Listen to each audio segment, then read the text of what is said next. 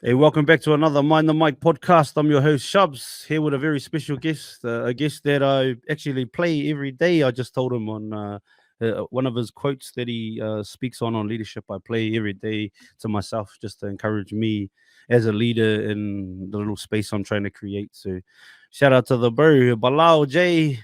Mansoor. I've probably said that wrong, but yeah, tell me if I did, brother, how to say it properly. This is Billy J. What's good, brother? Billy J. What's Yeah, good, brother? Billy What's J. good? What's Yeah. But yeah, Pleasure, how are pleasure, you, brother? pleasure. I'm good, brother. I'm good. Pleasure to be here, man. It's I've been listening to your clips the last few days, and I really love what you're about and what you're doing. So well done, man. Pleasure to be here. Hey, hey, thank you, my brother. For anybody that doesn't know who this Billy J guy is, can you give us a little synopsis, brother? Little background. Um, well, I mean, if we're gonna get straight to it, I'm a barber. I'm a barber by trade. I'm a business owner. I own I'm managing director of Dapper and Boss in Barberfield, Yeah, one of the largest barber brands in Australia. yeah. We currently have 32 stores Australia wide, and growing. Um, that's what I do. That's what I have been doing for the past 10 years. Yeah. I mean, hey, thank you for sharing that. But what I more meant, and definitely let's get into that and how all that happens is, like, who are Sure. you? Where were you born, brother? Where are you Who from, am I? brother? Okay, who Originally? am Yeah, I? yeah, yeah, yeah. Yeah, yeah, yeah, definitely. Born here, born and raised in Sydney, New Yeah. South Wales.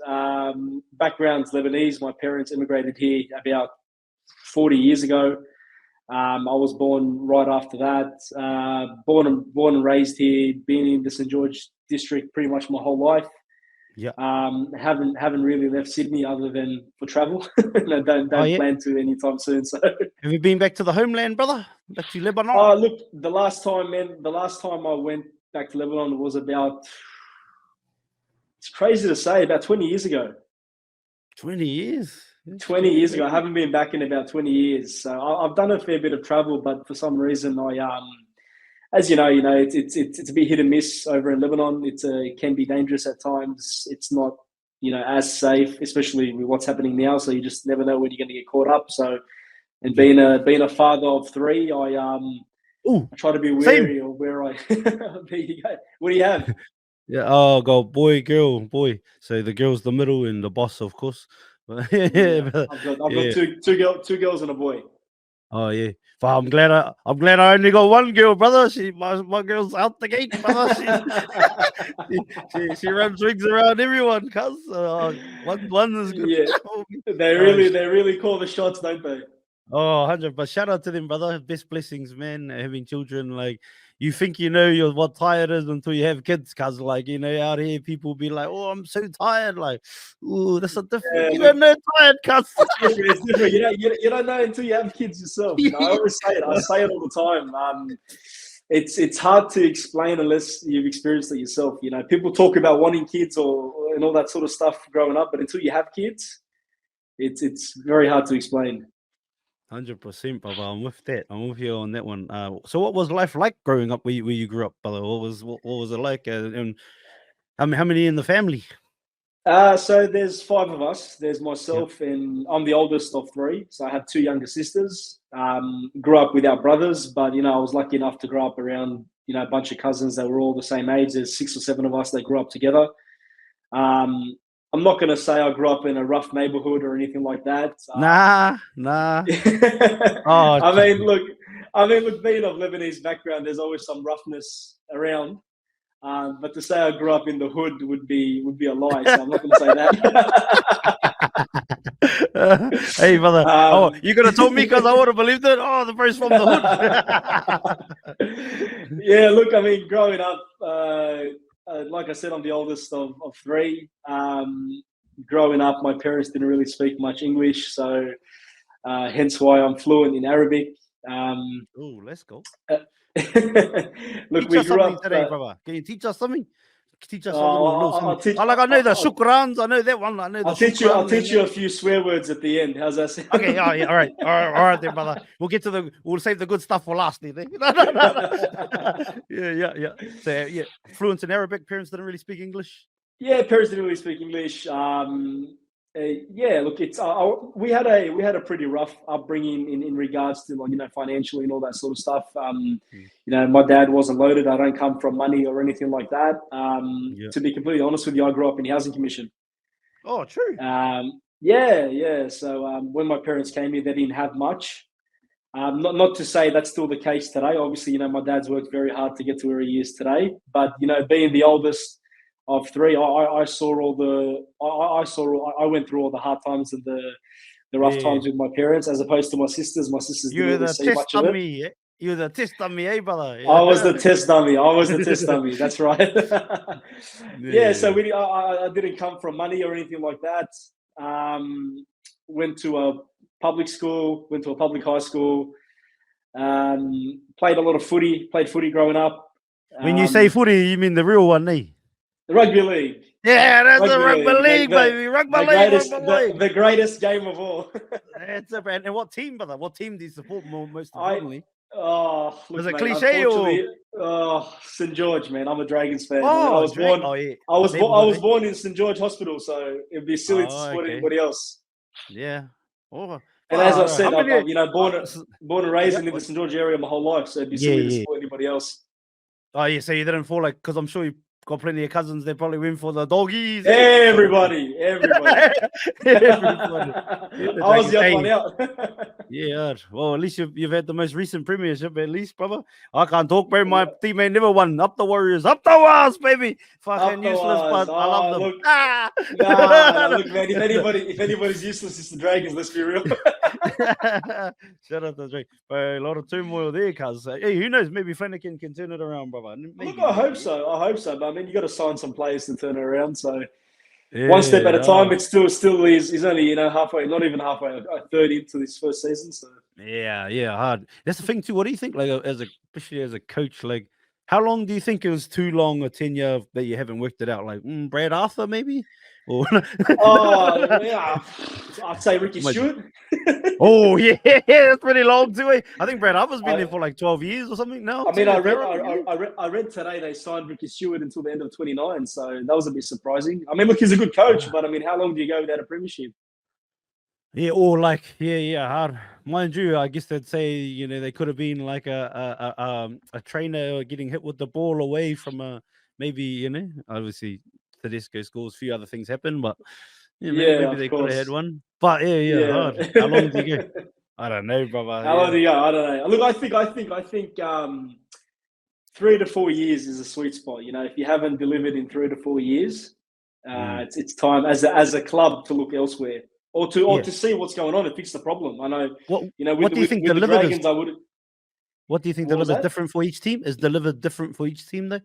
Yeah, delivered's different for each team. You got to, each team has its own culture, has its own region, has its own fan base and supporter base. They each expect something different. I know for some teams, making the top 8 is a success, as opposed to winning the comp. So if you're me being a Dragons fan, if we make the top 8 this year, then I'll consider that as a success. Considering how we've been performing for the past 10 years. Yeah, 100%, bro. When was the last time you've made top 8? Oh, I'd say, man, it'd be a good 6 years now. It's been a while, 6 or 7 years. That's tough, brother. Like, because the Warriors was like 8 years out of the finals too, bro. I was like, mate, I won't lie. I've been rooting for Penrith for the past 3 years. Hey, from Mountain County over here. hey, look, I enjoy football. I want to watch the football, and watching the Dragons at the moment isn't enjoyable. So, and how good have the Panthers been for this last 5 years, half a decade, really, brother? Oh wow, what they've built there is amazing. It's incredible. Yeah, it's every team's envy. Yeah, but how do you lose that many good players and still be there? It's like, because they're one of the very few clubs that have been focusing on the people. We spoke about leadership at the start. They're focusing on the people, as opposed to going out and buying a team. They're focusing on what they have and building from the ground up. Yeah. They're the perfect example. Yeah, leadership, baby. I mean, Yeah. they've got the whole squad believing in what they're building. You know, from Matthews Cup to SG Ball all the way to first grade, they all believe, and it's very clear. Hey, but shout out to the little Warriors getting the Harold Mets Cup this year. So shout out to the boys. Well hey. done. Well done. The future looks bright there, you know. But It definitely does. It definitely does. Hopefully. But if we get one grand final, brother, and I'm from the land where the All Blacks come from, brother, the most winningest team of any sport of all time, and one Warriors premiership's 100 Rugby World Cups to me, cuz. I think it'll come. I think it'll come. Yeah, hopefully. I think it'll come. Eventually, it'll come. One day soon. It's got to keep that faith, my brother. Keep that faith. Of course. So of course. What position did you play growing up? I grew up playing on the wing. Yeah. Up until I hit the age of about 14, 15. And then at that time, I got switched into the dummy half hooker position. Then I played in dummy half for the next 5 or 6 years. But and that was the end. I mean, I stopped playing, I'd say, at the age of 19, 20. Yeah. Did you play with anyone that kicked on? Did I play with anyone that kicked on? I played with Kyle and Chase Stanley. I played with those boys. I played with Joey Leilua. They were all from the Hurstville club. Off the top of my head, that's who I played with that kicked on. Yeah, some solid first graders there. I mean, it was always clear they were going to make it, so it was only a matter of when. Yeah, that's dope, brother. That's dope. Yeah.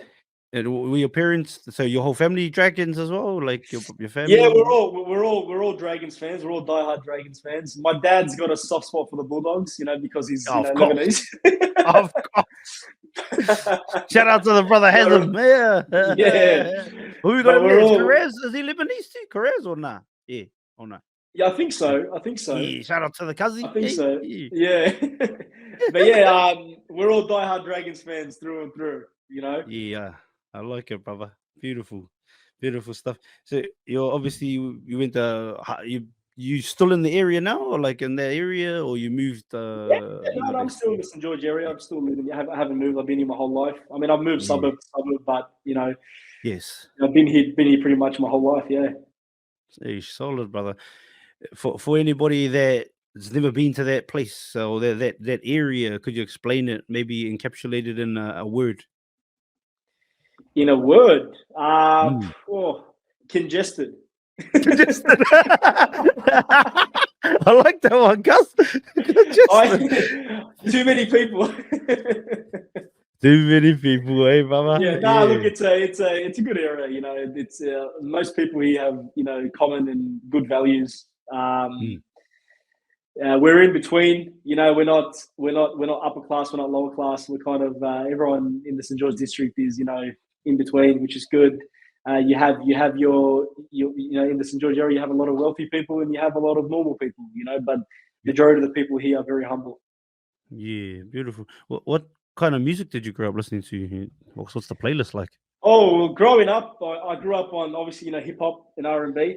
Oh yeah, yeah, hip hop and R&B. Growing up, I was well, originally it was the boy bands back when I was growing up. Oh yeah, the NSYNCs and the Backstreet Boys and all that sort of stuff. Oh yeah, not the Westlife. Yeah. Westlife weren't too bad. They had a couple of tracks. Hey, brother, Boyzone. Was it Boyzone? Boyzone, yeah. Yeah, grew up on the R&B and the hip hop. I went through an EDM phase for a few years in my late teens to early 20s. Hit up a bunch of festivals. Traveled a bit to a few festivals. So I went through that. Yeah, I did an American trip. I did Ultra Music Festival in Miami. I did the State of Trance in New York. I did a festival in Mexico as well. So I'd say that was about 11 years ago now. So you didn't get to Tomorrowland. I never got to Tomorrowland. No. I did Ultra Music was my last hurrah before getting married. Did you remember any of it? Because I went to Tomorrowland like 12 years ago. I can't remember anything. No, not really. I lucky I still have the videos, but no, I don't remember anything. Yeah, yeah, Lebanese, but yeah, that's good Yeah, times though, brother. yeah, Are you good still into the times, doof man. doofs now, or not really the vibes? Look, I don't mind it every now and then. You know, I still listen to a bit while I'm training and whatnot. But to be honest with you, I love my classic rock. You know, if I'm gonna say what's my favorite genre and what I listen to the Yeah. most, like on the daily, it would be my rock. You know, I'm a diehard Red Hot Chili Peppers fan. Oh yeah, Um, brother. How can you not be? Fuck that. how Chili can you not Peppers be, is right? brother. Shout Yeah, out to Anthony Kiedis, Flea and the boys. Hey, let's go. Fuck how yeah, good, oath, how brother. good. Yeah, 100. yeah, Uh, diehard Chili Peppers fan. I don't mind the occasional Metallica either. So Yeah. So let's say someone says to you, you can only listen to one Chili Peppers song for the rest of your life. What song do you choose? You can only ever listen to can't one Chili stop, Peppers. can't stop, Yeah. can't stop, can't stop. Let's go. I like it, Like, brother. you can't tell me that track doesn't get you fired up. Yeah, straight away, brother. Straight Right away. away. Did you go see the boys when they came around last year? I did, yeah, I did, Yeah. definitely. Me. Yeah, it was a vibe right there. Even Post Malone was on too. Oh, right now. Post Malone was all Yeah, good too.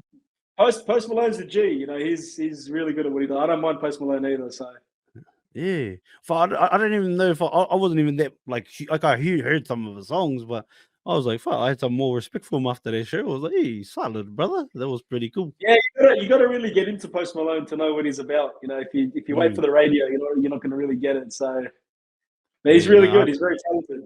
I'm too busy listening to podcasts. That's the problem. So like the last 10 years, not much music makes it in because it's just podcasts.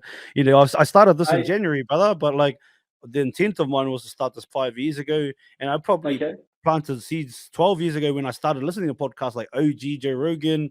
Way back, bro, I was banging this. Even Yeah. Brilliant Idiots. I don't know if you know that podcast, which was Andrew Schultz and him Oh and yeah. Charlemagne the God. I, Yeah, bro. I haven't I was listened listening, to much of bro. I them was yet. listening to it when it was just audio, cause So like I Yeah. did that. Yeah, they've always been trying to just listen to yarns and Been a long time in the yeah, works. yeah. Cause definitely, probably a lot of it was just fucking around. To be honest, I should have just pulled the Hey trigger, man, well brother. I mean, you started, man. That's the main thing. You're here now, so well done. That's it. That's it. Cause this will be around about I'd say 180th episode in 4 months. Just Well, been that's going, awesome. been That's going that's out the gate, brother. But it doesn't feel that's like very work, impressive. brother. It doesn't feel like work because it just feels like it's what my purpose sort of is. I spoke on this yesterday. I'll touch on it just quickly. If yeah, but pretty much a year ago this week, I was gonna end my life, but I was just down and out, brother. I was just like a lot of things I wasn't doing that I felt like was my purpose. And as you do when you push things to the side, eventually it starts to pile upon you, right? And I decided when I was about to do it, my baby was crying, and yeah, the one I was just speaking to you earlier about, but Yeah, not my daughter, but the younger one. And I went to go and I thought, oh well, we can't do this now. I got to go sort them out. You know what I mean? You hear the cries, so go sort them out. And then I made the decision, then by the tears falling down my face, to just start, chasing this, what I really want to do. You know what I mean? And there's a lot of other stuff, but and just being more authentic in who I am and what I want to be, brother. And so that's why I feel like I'm making up for lost time. That's why I've done yeah, so much as well. But I just want to talk to as many interesting people as I can, brother. So I'm grateful for you yeah. giving me this opportunity today. But we're not here for me. Nah, look, Here for I'm you. nah, look, I'm grateful for you giving me the opportunity, and I'm glad you pulled through, man. The world's definitely a better place with people like you in it. So well done. Yeah. Yourself, included 100. Like I said to you, brother, I play that reel quite a lot, man. Like pretty much every day, because sometimes when you're doing stuff, especially the not so much the conversation side, but when you get to do the editing stuff, and it's the middle of the Yeah, night, you're like, oh, I'm gonna go for a sleep, cuz, and then I'll play one of those or one of the pick, and yeah. those will pick me up. Or maybe about a chili peppers can't stop me. Maybe I'll try that next time.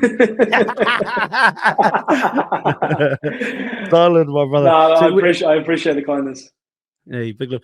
How did you get into the barber game, brother? Was that straight up? Were you doing that in high school, like doing like $10 for a haircut? Or No, no, actually not. You know, growing up, I actually wanted to be a lawyer.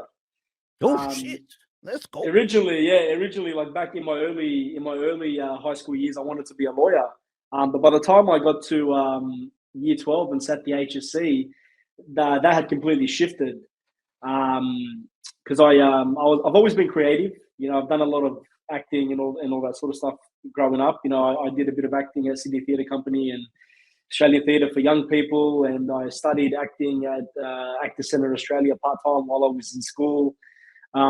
So the creative side came out late in my later high school years. And by the time I got to year 12, I had decided I wanted to do hair.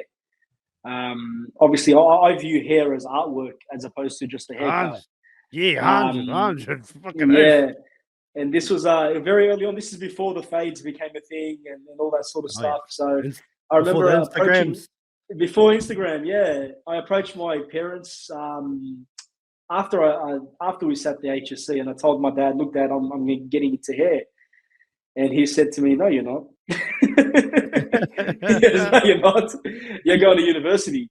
Keep talking, brother. I can hear you. Traditional, yeah, no problem. Yeah, traditional, Lebanese background. It's either you go to university or you get into construction. So, just to make them happy, I went to university.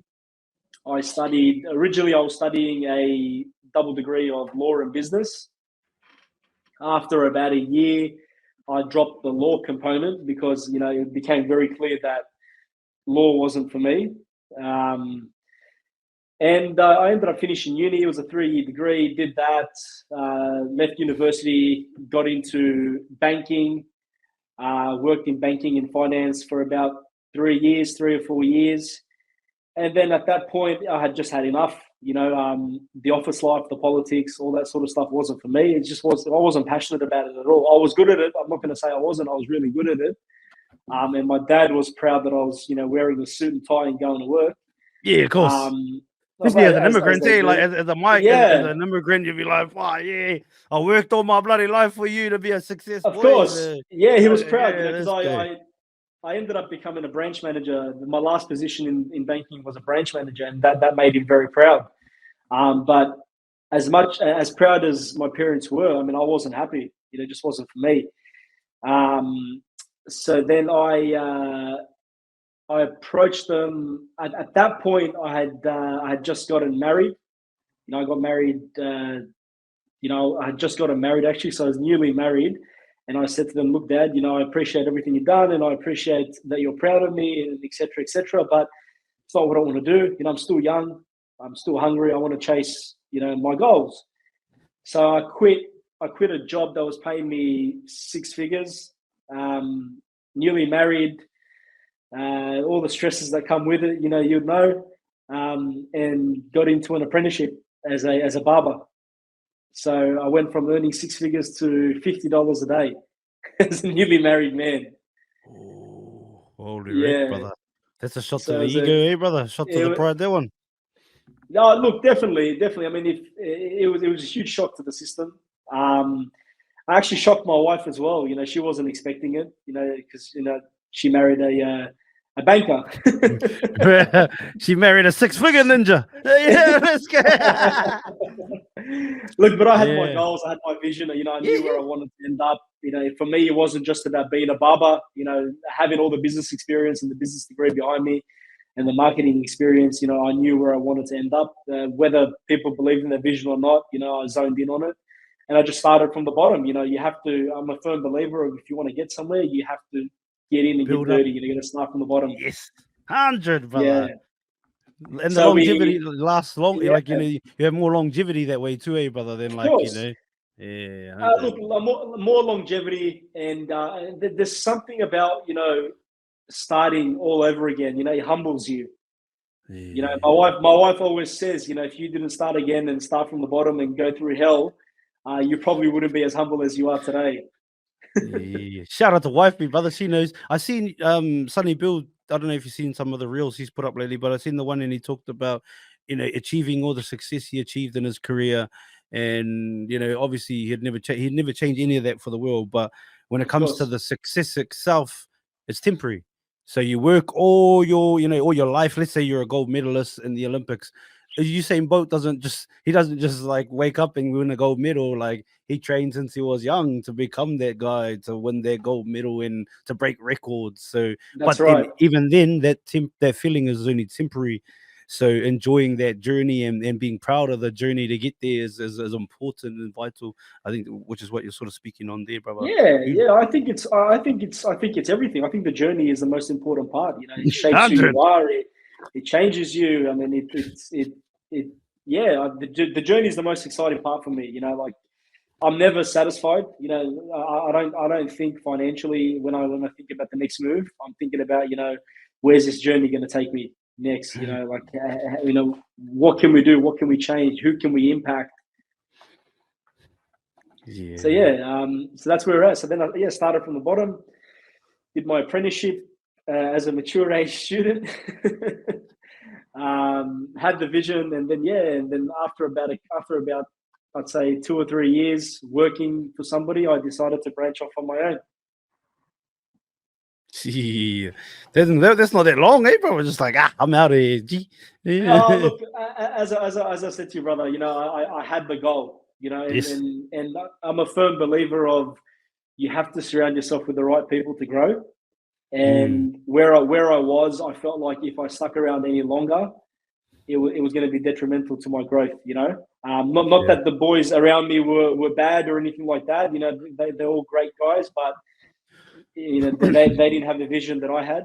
Yeah. You had Um, other goals, other plans, brother. yeah, the Yeah. goals, other plans, yeah. And then decided to branch off on my own. Happy I did, because that first move taught me a hell of a lot. It was actually a fail. My first business move was a major fail. Cost me a lot of time, money, mental health, Yeah. everything. So I learned a lot from that first move. Why was it a failure, brother? I just think that, as you said previously, I made the move quickly. Mm. Despite the fact I had the vision and the goal, I don't think I was completely prepared and ready. And I jumped right into the deep end, Mm. and opened up my first salon. Um, and then, I mean, I don't think I did the correct research, the correct demo. I don't think I was in the right demographic, in the right location, providing the right services. My vision, my thinking then was very limited as opposed to what it is today. Okay. Um, so we were there for about 2 years, and for 2 years we were just paying out of pocket. Um, almost sent me bankrupt. Oh, true. All Yeah, right. lucky we made it out of that one, but yeah, we did. So that was that. I mean, that 2 year period taught me a lot. It actually changed me as a person. I dealt with a lot of mental health issues for that 2 years, and I'd say 2 years after that as well. So yeah, it was a How it was did a you? very it was a very interesting time in my life. Yeah, how did you deal with it, brother? Like because I just spoke on my own little mental health sort of buzzes too. How did you deal with yours, brother? How did you? Look, man, I had chronic anxiety. Mm. Um, I was having panic attacks multiple times a week. Bro, that's a Um, crazy. Apparently, I've never had any of that stuff, but I yeah, heard yeah. about it. Look, I don't wish panic attacks and anxiety on my worst enemy. Um, it's easy. When you think back at it, it's crazy. I went that 4 year period of my life. I didn't think I'd actually make it out of that 4 year period of my life. So I'm grateful that we're here today, and all that sort of stuff. So look, I made it my mission to try and get it under control. I wasn't scared to admit that I had a problem, a mental health issue. I seeked out help. I saw. First things first, I refused to take medication. I've done a fair bit of research on that and realised that getting on it is one thing, but getting off it is a whole other thing. Um, so I thought if I can try and nip it in the bud and get it under control by seeking help, that's what I wanted to do. So I mean, I saw psychologists for a long time, for the better part of 4 years. So I went through multiple until I found the right one that I was able to connect with, and I'm happy. I'm happy to say, like, my psychologist changed my life. Oh, well, there you go. Well, to anybody that, because I don't like for me, bro. I don't know, bro.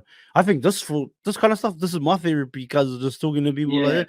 But like, yeah, like where I'm gonna learn shit. But obviously they work for you, cuz. So let's not shut Yeah, that down. Anybody that wants to give it a crack, of out there. It course. might work for you, brother. Yeah, Might look, a work. lot of people. Yeah, a lot of people don't realize. Like, I mean, it's opening up is hard, but not Mm, opening up is harder, and it's just going to get worse, and it's just going to snowball if you don't try and do anything about it. I look easier said than done, I guess.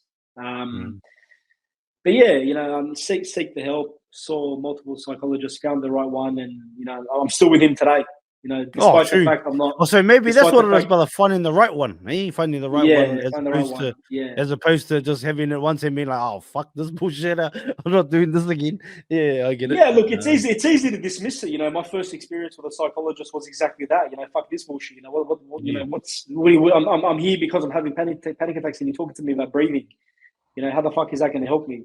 Mm, My mind was very limited, and with how I could, see what they were trying to show me. They talk about black clouds and all that sort of stuff in your brain. So, I mean, sure you've experienced, the stresses that come with that.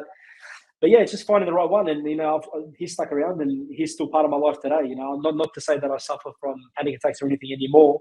I've learned to deal with it. yeah. But I still think it's healthy and important to see a therapist and, unload and talk about, what's going on in your life a couple of times a Mm. year.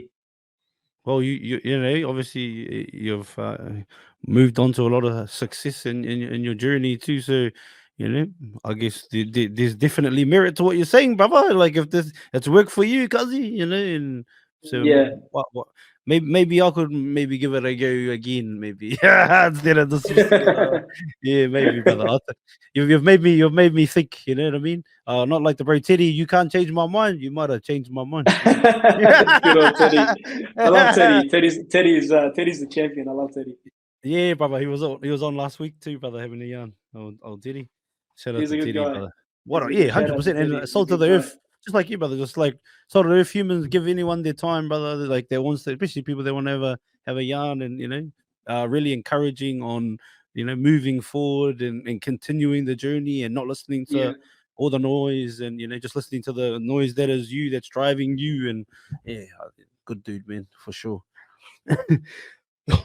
So what happens after that, brother? What happens after the 4 year period where Yeah. Look. or the first As I business? yeah. Look. As I said, the first business was a fail. For 2 years, we were out of pocket, going Yeah. backwards. Got me What's into the a lot of biggest debt. what's the biggest thing that puts you out of pocket in that space, brother, when you're doing that kind of work? Like Look, just running costs, just running mm, costs in general. You're not bringing in as much as you're putting out. okay. It even got to a point where I was working by myself with no staff just to make ends meet, just to get by, just to cover expenses, and taking home $0 for the better part of 12 months.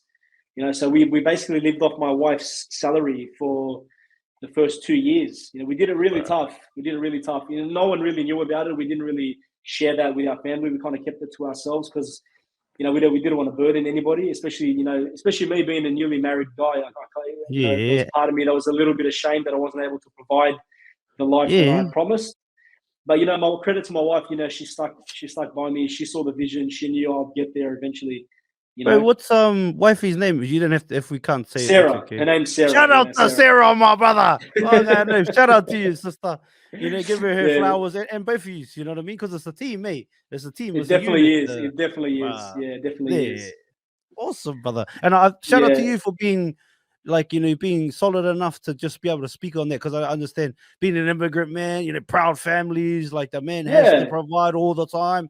Like that of could be hard course. to say, brother, out of your mouth. You know what I Look, it mean? was at the time. I won't lie. It was hard to say. Whenever anybody asked how we were going, I lied. Everything's going great. Things are well. Business is good. Because of that, being proud. But I realized you can only be proud for so long. Before it Mm, starts to catch up to you. So yeah, after about 2 years, I realized it wasn't working.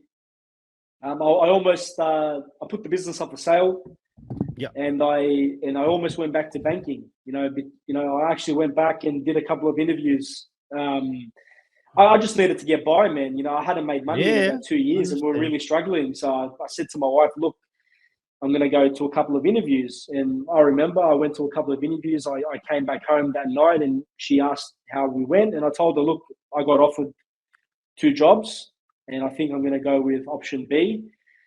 And she just sat there for a second, looked at me and said, no. I go, what do you mean no?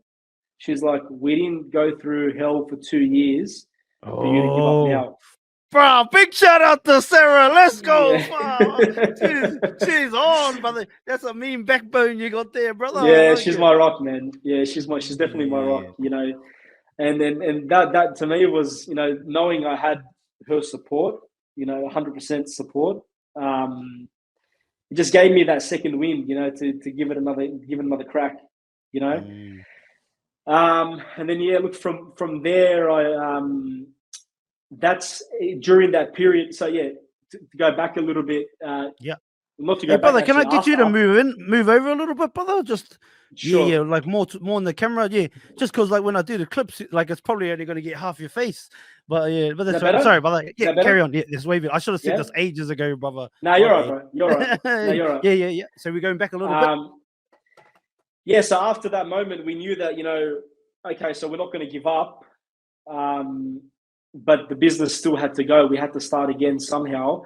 And just to make ends meet, we decided to move in with my in-laws, just to save a bit of money because we had a mortgage at the time, and we decided to put our apartment up for rent and just move in with my in-laws just to start all over again and save money.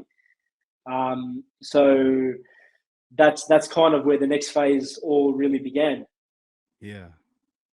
Well, that's what someone like Gary Vee talks about that a lot. About like he's like somebody's out here like trying to live with a flash house, and you're like, wow, why aren't they getting anywhere? But your parents are at home, and then they're willing, they're lonely, and they would love to have you at home for a year or two just to build your shit. You could,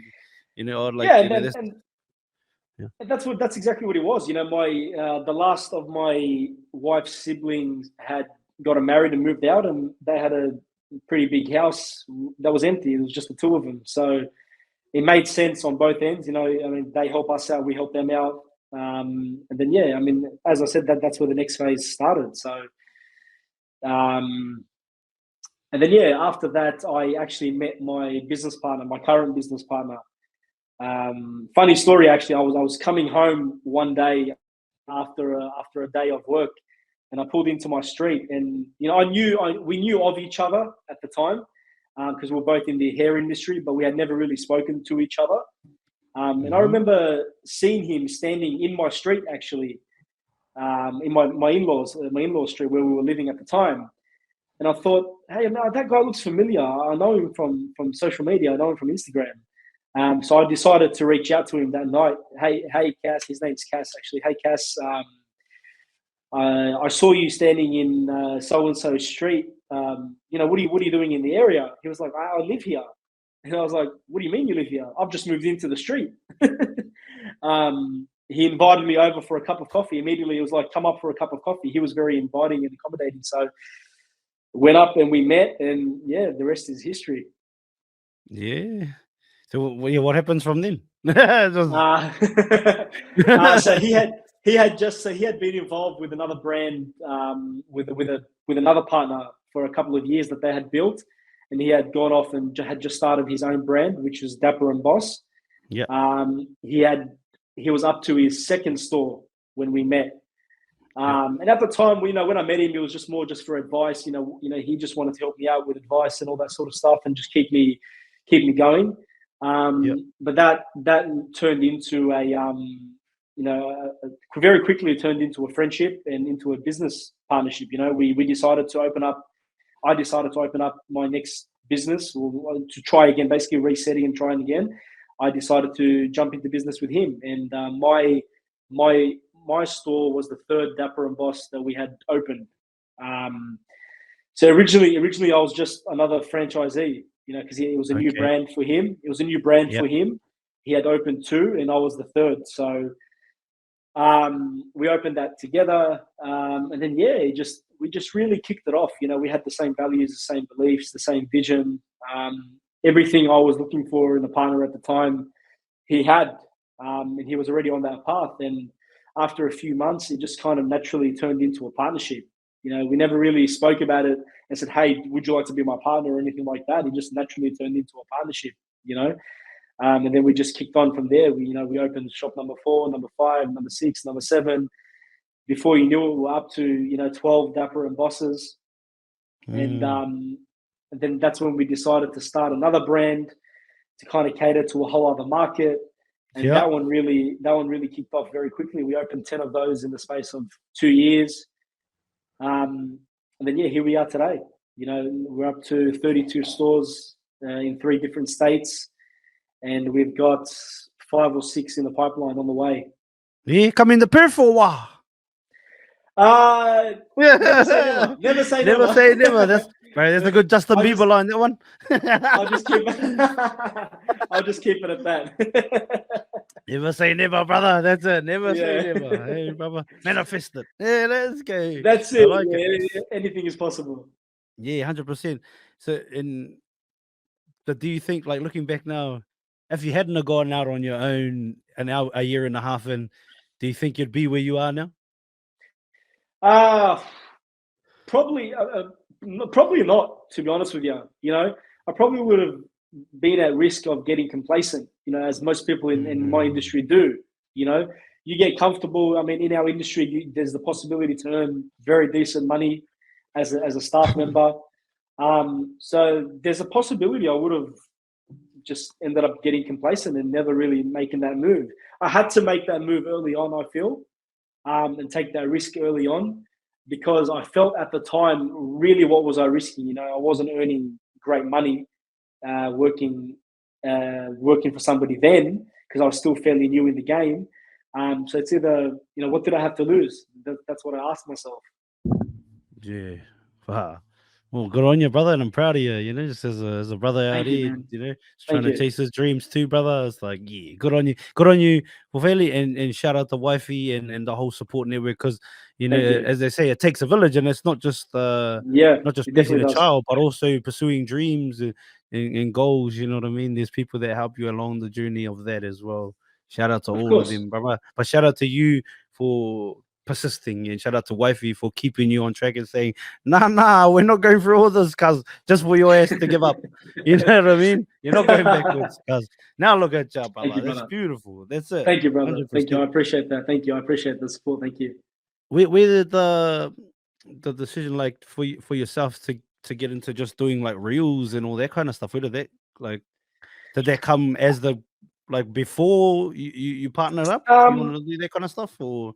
No, look, I wouldn't say it came before. I mean, I was on Instagram before partnering up, but as any barber would do at the time, I was just posting my work. It was just really a profile that showcased my work. My haircuts and my ability and all that sort of stuff. So I'd say the whole reel thing, I'd say it came into fruition about 2 years ago.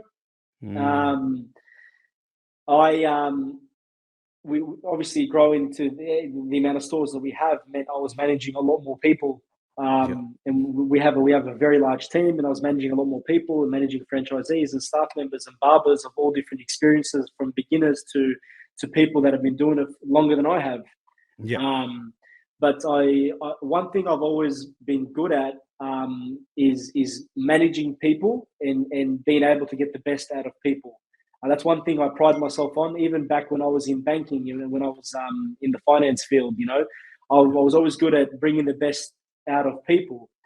So I thought, I had a couple of staff members at the time who I would sit down with and discuss visions and goals and all that sort of stuff, who would always tell me, dude, like, you're really good at getting the best out of us. You should really consider trying to deliver that message to the world, if you can.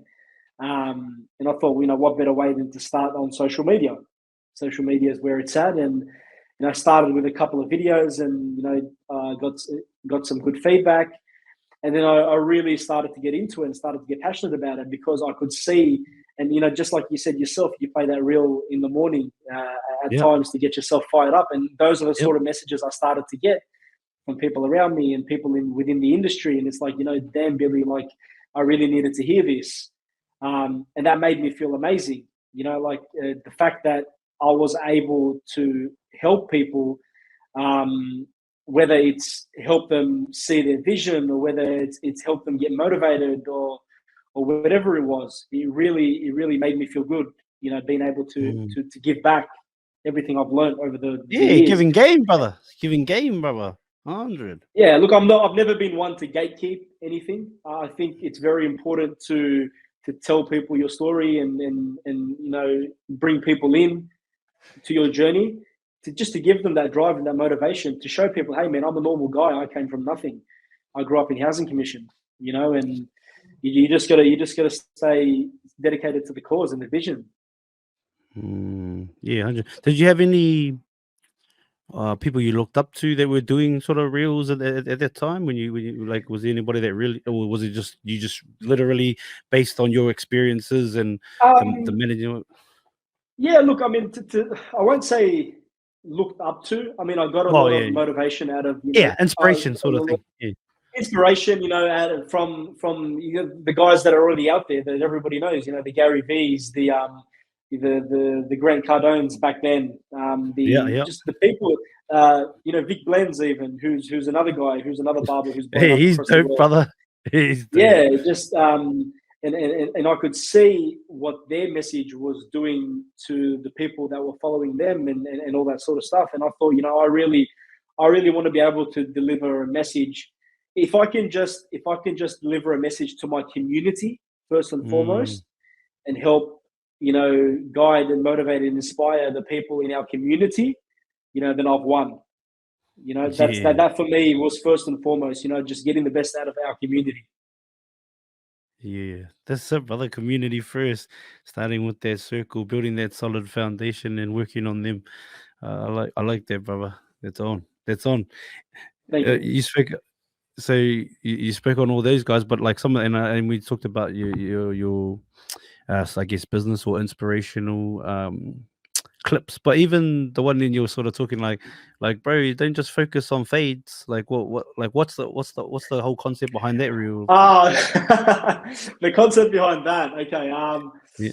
I'm probably gonna ruffle a few feathers. Ruffle them, this one. We all about ruffling around, eh? Yeah. Yeah.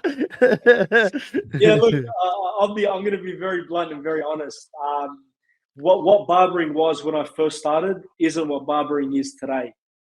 Barbering, when I first got into it, was all about providing a service, giving great customer service, making the client feel great, making the client feel amazing about themselves. It was all about delivering the service to the customer and making sure the customer felt happy and would come back, essentially.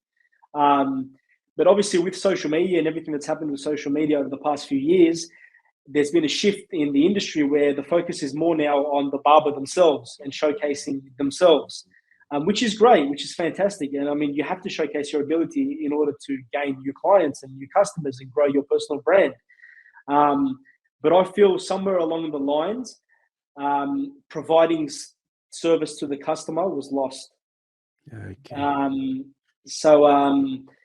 Nowadays it's more about the fades and the enhancements and the editing of photos and all that sort of stuff to kind of grow your personal brand.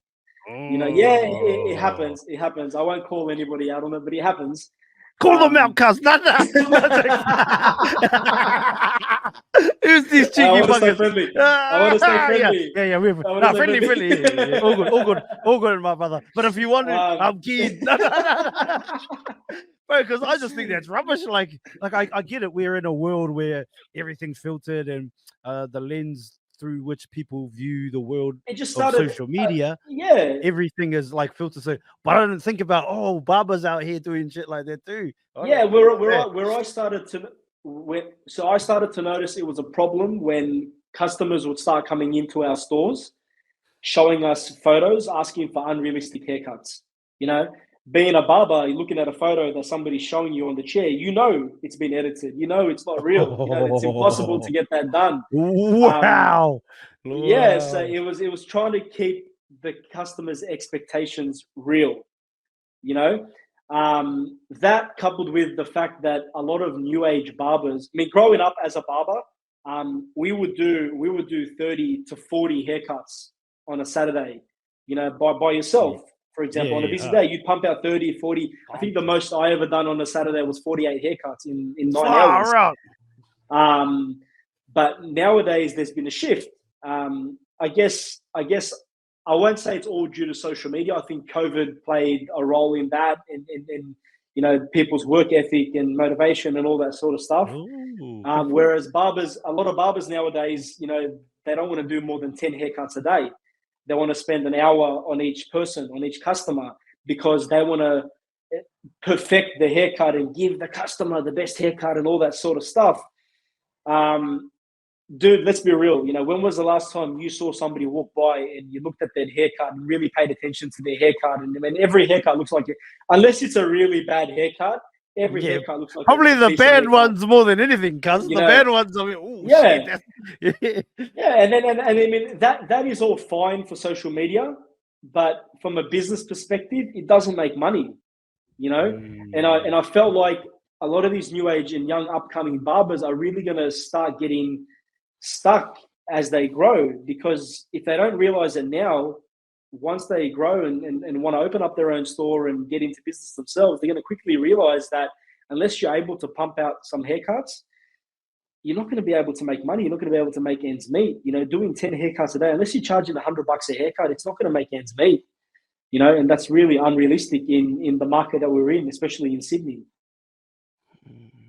So I thought it was very important, to use my experience, just to talk about it, just to discuss it, to show the newcomers that are coming in, don't get caught up in the whole social media thing. It's good to build your personal brand and portray yourself on social media. But at the end of the day, you need to be able to make money too. You need to be able to pump out haircuts. You need to be able to build customer service, customer relationships. It's not just about, pumping out a fade.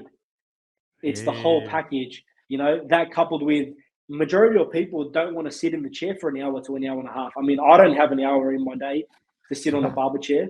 I mean, and most people are the same. So that's a good point. That's really, I'd say that's where it started. Yeah, but that's a good point you make, brother. And I think even say someone that's aspiring to get into the trade, brother, like you were once, and if you watch that shit and you think, that you might think that's how the game goes, like, I've got to spend an hour on each person, then like you say, dollars wise don't make sense. I wanted people to see it for what it really is, not the masked version that social media portrays.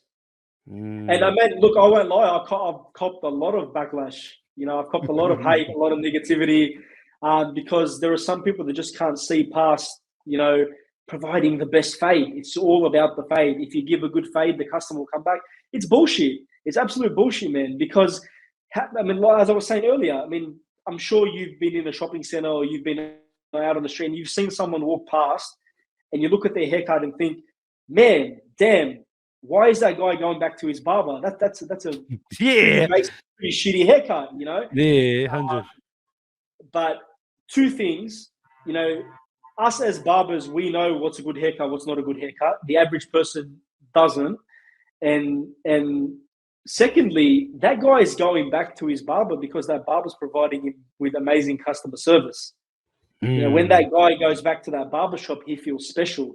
He feels like he belongs there. He's being looked after. It's not just about, do the buzz, do the haircut, do the fade, pay the $30, $40, $50 on your way, mate, next. That's not...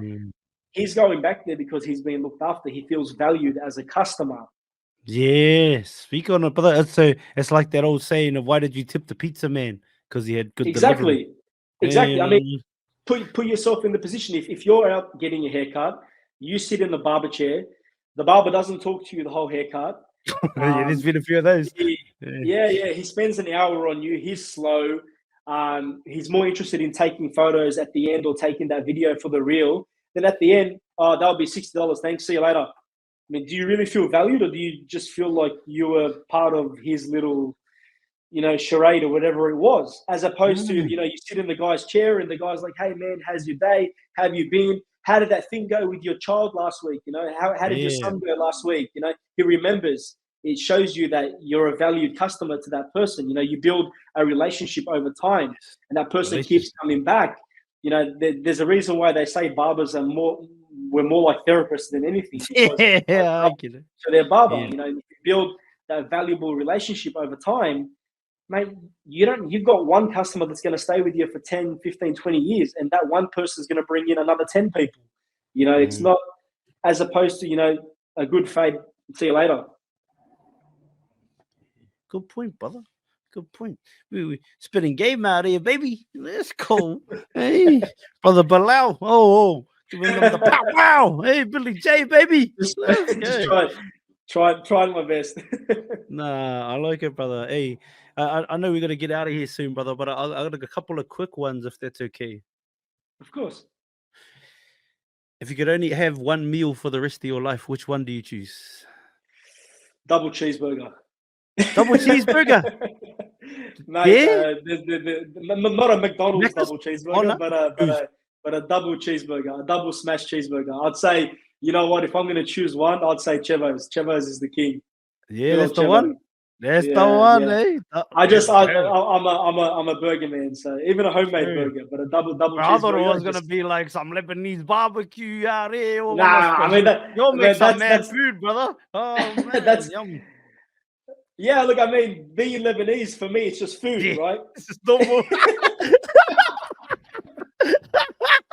It's like I don't want them. I have manush every day anyway, bro. So I'm good. You go to China, you're not going to ask for Chinese food. You're asking for food. Good point, brother. Little paradigm shift there, Shubz. Yeah, I like it, man. Okay, so where's the burger from again? Double cheeseburger from? Look, if you're in Sydney, you got to get out and see Chebo. My friend Chebo, he makes the absolute best burgers in Sydney, I'd say. Yeah, let's go. Whereabouts is this spot? He's located in Roselands. Roselands. He's got a truck in Roselands, and he's actually massive on social media himself. He's got a store opening in Marrickville soon, so get out and support when he's open. Okay, jump on a podcast out, Chebo. Let's have a chat. No, yeah, hard, brother. All right, if you could have one superpower, which one do you choose and why? You even make one up if you want to. Oh, one superpower. Yeah, you could even create one. Some people like to create them. That's a tough one. Man, I'd probably like to fly. Yeah, I'd like what's to fly. The reasoning behind it? Something peaceful and therapeutic about being up there in silence. Oh, I see what you're doing, brother. Okay, I like it too. Yeah, fly, peaceful, get away. Yeah, I like it. Okay, I get it. I'm all about trying to be as peaceful as possible when you're not working. So, that's it, brother. If you sat here with me right now and you closed your eyes and meditated, now you don't have to do that. But visualization was 10 years from now. What's life like for Billy J? What's life like for Billy J? Family, business? Where are you? Maybe location. I don't know if that changes. Location, you never know. I mean, I know I'm born and raised here and been here my whole life, but it's never say never. It's always what's best for the family. Look, I'd like to say in 10 years from now, my ideal idea of success is just having time.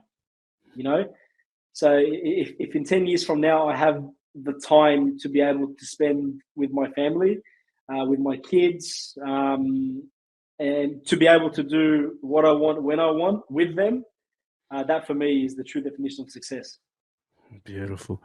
Hey, I second that, brother. Like I remember hearing a quote that like true success isn't how much money you make or how much things you have, but is your children growing old and then wanting to hang out with you. So I strive for that too, brother, to one day my children want to hang out with me when I'm old, brother, and I'll be the favorite granddad and all that kind of stuff. So that's what it's about, when you really strip it back, that's what life's about, right? Yeah, 100, brother. If last one, last one. Do you have any advice for either up and coming entrepreneurs or barbers or both? Maybe one piece for each. For both, it's probably gonna sound cliche, but just do it. Just get out there and do it. Just Nike. Make sure.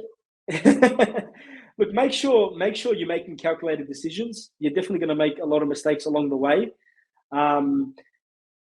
But if you have somebody around you that can give you or guide you through their own experiences, then take it, man. Take it with both hands and run. I mean, growing up, I didn't really have anyone around me. I mean, obviously, you know, my dad worked very hard, but I didn't have any older brothers, or I didn't grow up with any older brothers or anything like that. So, if you have anyone around you that's willing to guide you or give you the advice and push you, then just take it, man. Don't push back. Don't use your ego. Don't just be humble and learn from other people's experiences. If it took me 10 years to get somewhere, and it can take you 5 by learning from my mistakes, then mate, learn from my mistakes. I like that, brother. My grandfather always used to say, you go through something, you gain experience. You watch someone go through something, you gain knowledge. But it's up to you how you apply that knowledge and that Yeah, experience. Yeah, yeah. I 100. mean, You definitely. don't always have to go through endure something to learn. You can always No, also you learn don't. I from mean, my dad went through the shit. You know, my dad struggled for many years of his life just to provide for us, and I yeah. love my dad with everything I have. You know, he gave us he gave me the platform that I have today, and What's even Dad's I name? Can struggled. we shout out Dad? Jimmy, his name is Yeah, Jim. Jimmy. Shout out, Jimmy. Yeah. Yeah, so I actually look up to my dad. My dad's got an amazing work ethic, even to this day. You know, like he still pushes, he's still working his ass off. You know, but you know, my dad struggled for many years. You know, I learned a lot from my dad's struggles and mistakes. I've struggled.